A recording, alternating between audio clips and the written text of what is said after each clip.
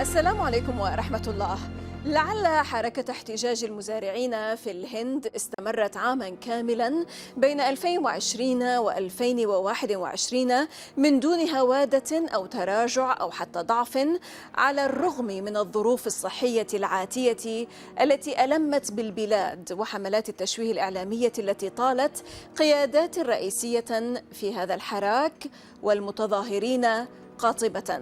هو حراك ضد 3 قوانين زراعية مررتها حكومة رئيس الوزراء الهندي ناريندرا مودي بهدوء ودهاء بحسب المراقبين خلال فترة الإقفال العام بسبب تفشي فيروس كورونا في حزيران يوليو 2020، وأقرها البرلمان الهندي في أيلول سبتمبر من العام نفسه.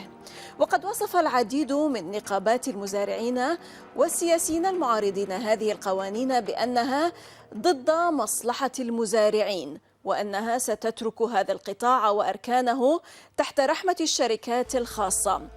ولكن بعد عام كامل من التظاهر والاحتجاج في عدد من الولايات الهندية تتقدمها العاصمة نيودلهي، ألغى مودي قوانين المزارعين تلك، وانتصرت هذه الحركة الاحتجاجية. فماذا حصل وكيف نجح المزارعون، ولا سيما أن رئيس الوزراء مودي هو شخصية قوية لا تتنازل، هيمنت على السياسة في الهند لعدة سنوات، وبعد إعادة انتخابه بأغلبية ساحقة عام 2019 بدا من المستحيل تحدي سلطة هذا الرجل. للاطلاع أكثر على هذا الحراك في الهند وأسبابه وأهدافه وتعاطي الحكومة معه وانتصاره، يطيب لنا أن نستقبل من نيودلهي الدكتور سونيلام، القيادي في حركة المزارعين في الهند. أهلا بكم إلى حلقة جديدة من الداخل. معكم زينب صفار، تابعونا.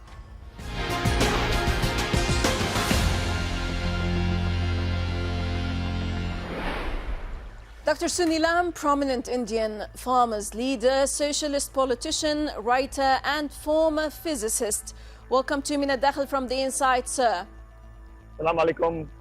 Thank you very much for having me in your show. Pure pleasure to have you always, sir. Well, as a spearhead in the farmers' protest movement, how did this movement start? What prompted these protests? And how did you manage to keep going on in pursuing this existential battle in India, Modi, I mean?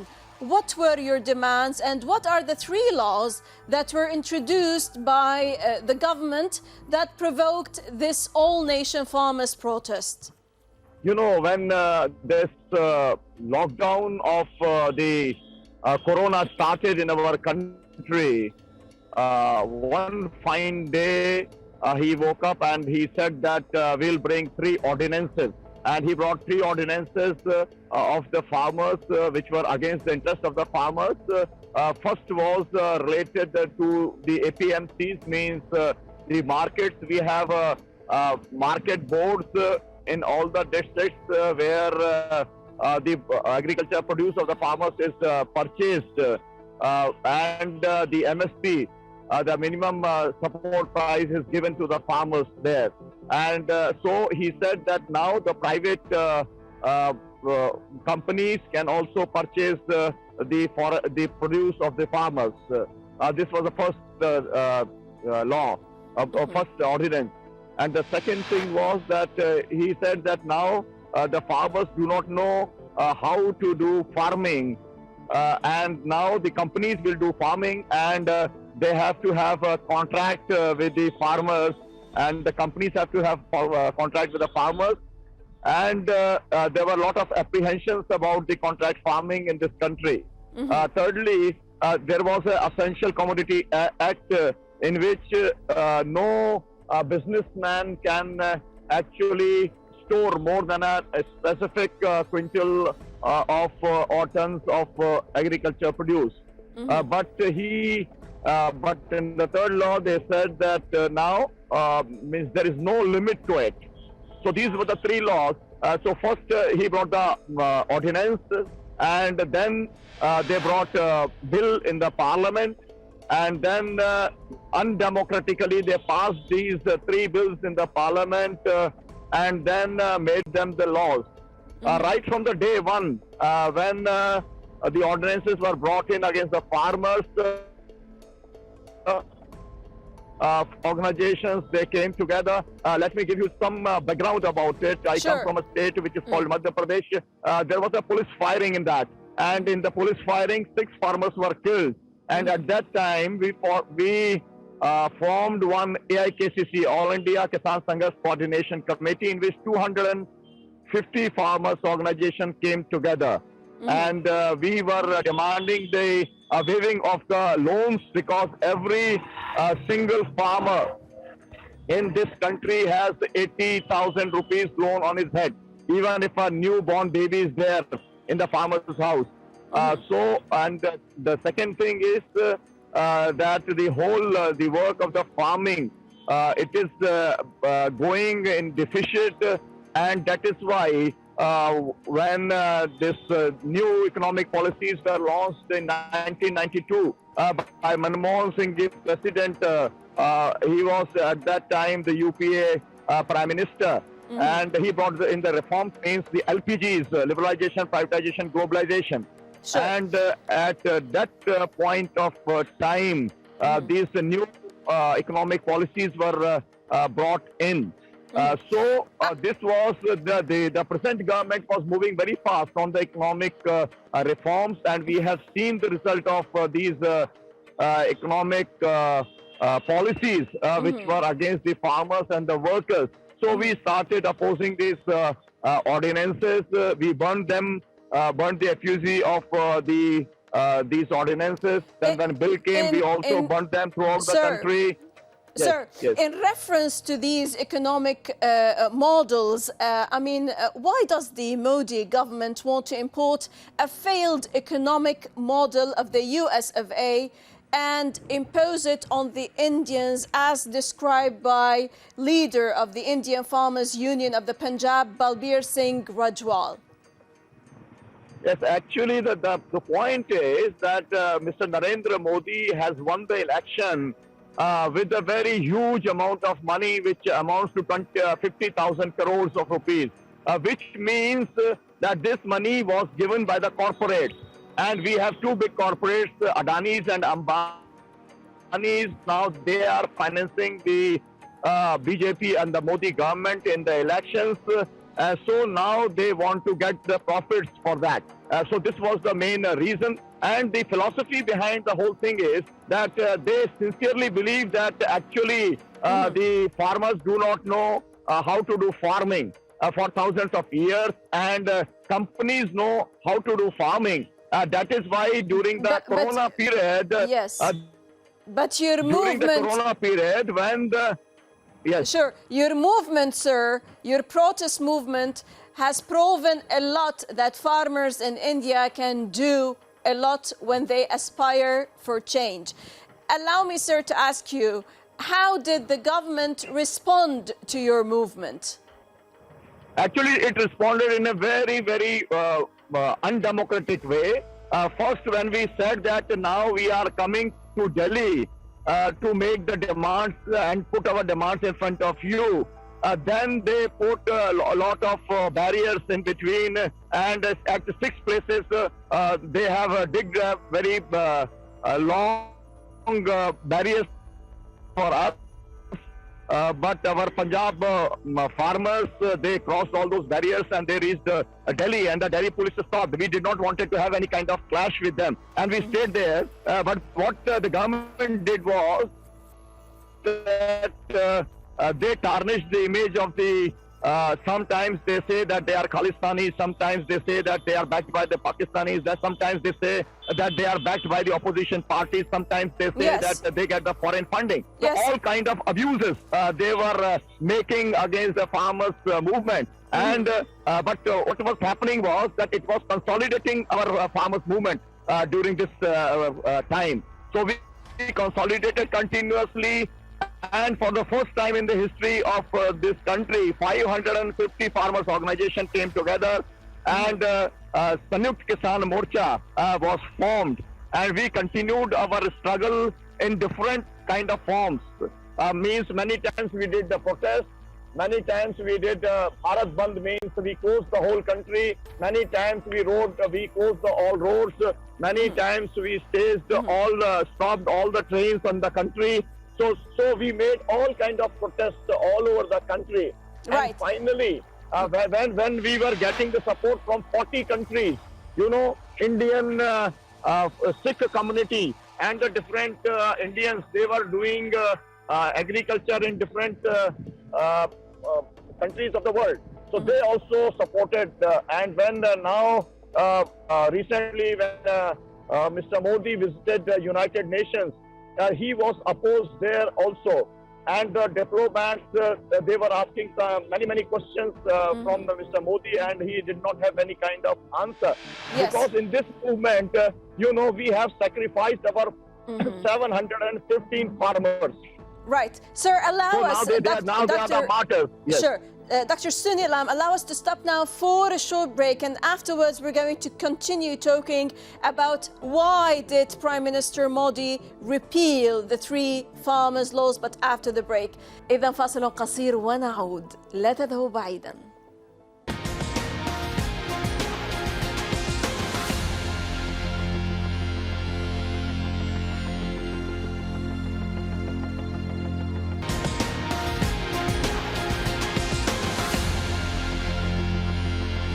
أهلا بكم من جديد. Dr. Sونيلام, prominent Indian farmers leader.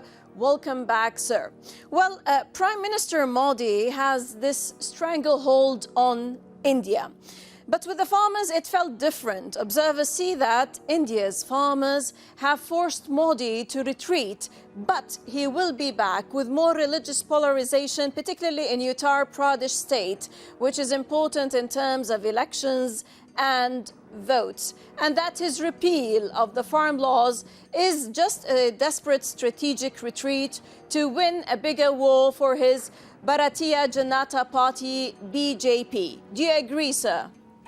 I fully agree with you that he has done the repeal of the laws only for the strategic reasons to win the elections. But let me tell you that earlier the BJP won the election by actually manipulating and by conspirating Muzaffarnagar riots. Then the Hindu and Muslim divide was created. But in the same Muzaffarnagar, we had the rally of 15 lakh farmers. And there the main slogan was Allahu Akbar and Har Har Mahadev, which means that all the religions are equal. And we believe in secularism. So this is for the first time that in BJP, the farmers are practicing and preaching secularism. They want to defend the Constitution of India. They want to defend the secularism policy. But let me also tell you that you said that he has got hold over the country. It is not true because earlier in 2014 he got only 32% of votes, and this time 37%. So majority of the electorate in this country is opposing him. But because our opposition is not united, that's why they win the elections. But this time the whole opposition is supporting the farmers' movement. And when we hold our farmers' parliament in the recent times, then the whole opposition political parties, they came together and they supported us. We say that we are not a political body, we are the farmers' organization. We are not going to share our stages with the political parties. But the whole opposition is supporting us. And we are thankful to them because they raise our issues in the parliament. They support us on the streets also. Yes. This was very clear and apparent, but some are still skeptical of the Modi's move, and they believe that it could be a ploy to revive the laws later. What's your take? Just now I have given a speech when we were winding up our first phase of our movement after 380 days. I said that if the UP governments come back, then these laws will come back. So we have to ensure that BJP is defeated in Uttar Pradesh and Uttarakhand. And the kind of rallies which are taking place in Uttar Pradesh, the Samajwadi Party and the alliance or RLD alliance, the kind of alliance which is working. So they are organizing the rally of lakhs of people without any kind of resources. So people are coming out against Yogi and Modi because they want to defeat the communal politics of duo. So that is the main issue, because our whole slogan is that we want to save this country, we want to save the constitution. And once the farming is saved, the villages are saved, then the country is saved. That is our slogan. Sir, despite of your slogans, the corporate-controlled media vilified the farmers, attacking their integrity by calling them thugs, parasites, terrorists, secessionists, and stooges of China and Pakistan, who were intent on obstructing India's development. However, the farmers did not flinch. They were totally resilient. Illuminate us with highlights of the spirit of the farmers' movement, sir. Let me tell you. But let me tell you that here we call that Modi media, means the stooges of the government. But now the social media is so strong. We have our very, very popular journalists in the social media. And now the whole country, the credibility of the social media is very high. So we have developed our own alternative media channels. Ekta Morcha is one of them. So we are not worried about these stooges of the government in media, the corporate media. So we are now in position to defeat them also. What kind of response or perhaps interaction did you get from the society, from other organizations, and also worldwide?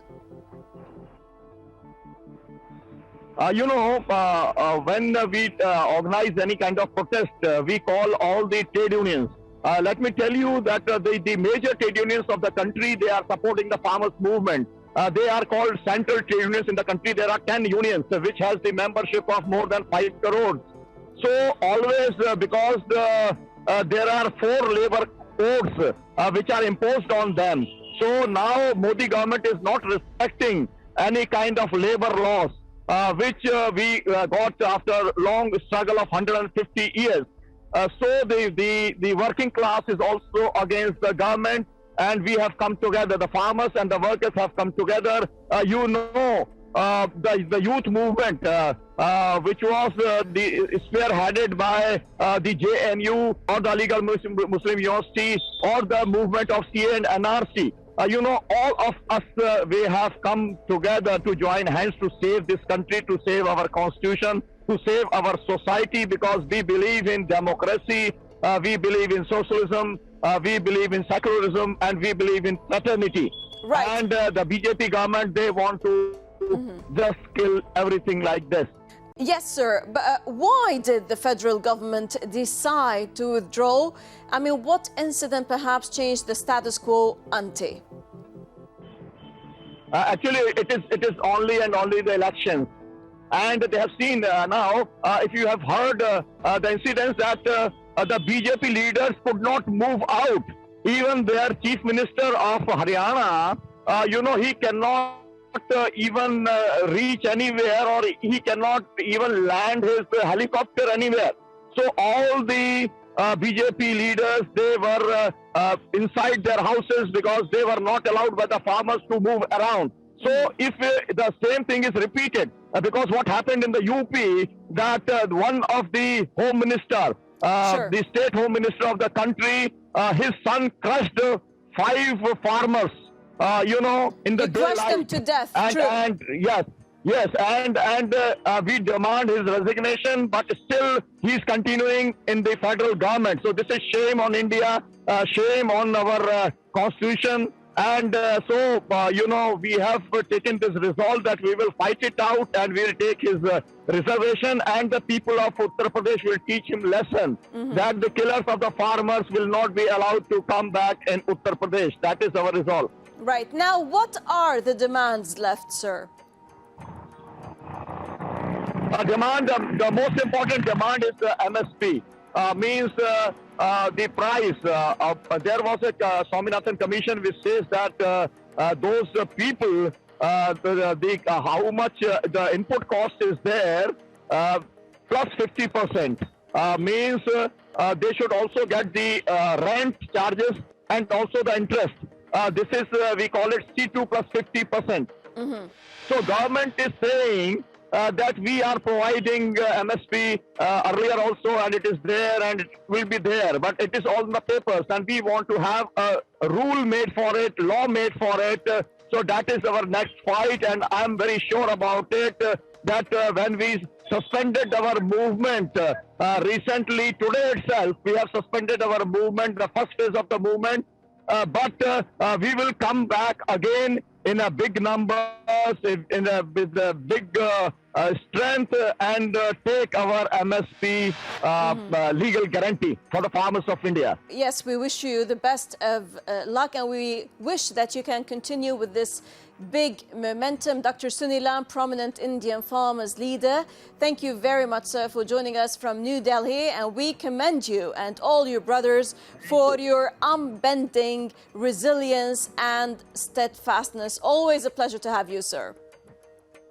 Okay, thank you very much. It was possible only because of the kind of support which we got from the whole society and also from the international community. Thank you very much. Always our pleasure, sir. Thank you very much. ودائما الشكر لكم مشاهدينا الكرام على طيب المتابعة. للتفاعل أكثر تابعونا على صفحات السوشيال ميديا، وحتى نلتقي من كل فريق عمل من الداخل من كل الميادين. السلام عليكم ورحمة الله.